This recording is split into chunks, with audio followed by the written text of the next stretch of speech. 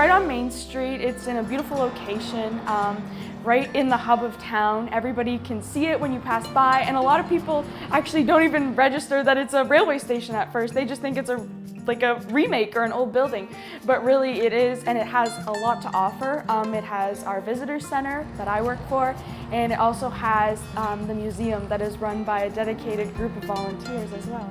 So it's a 128-year-old building actually, and the significance is lumber was a really big thing in our area.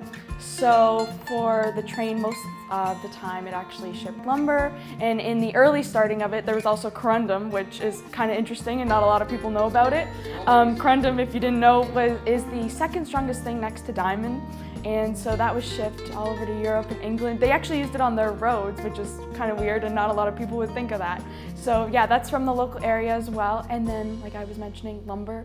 Lumber is still a huge industry here to this day.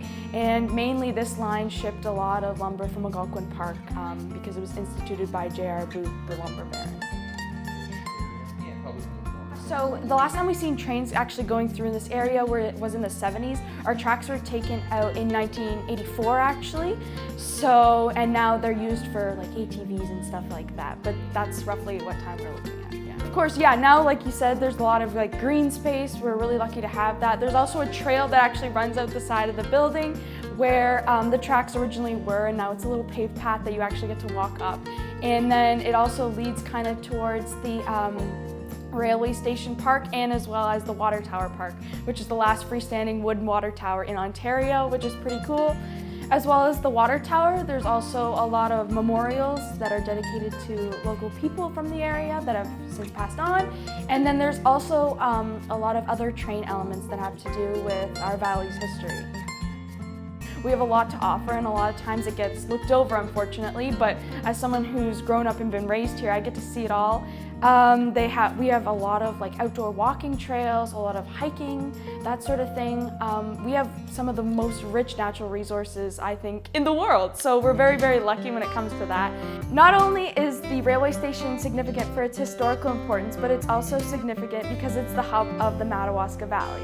The Madawaska Valley is built up of Bears Bay, and Combermere, and Wilno. I hope to see you sometime. Come visit.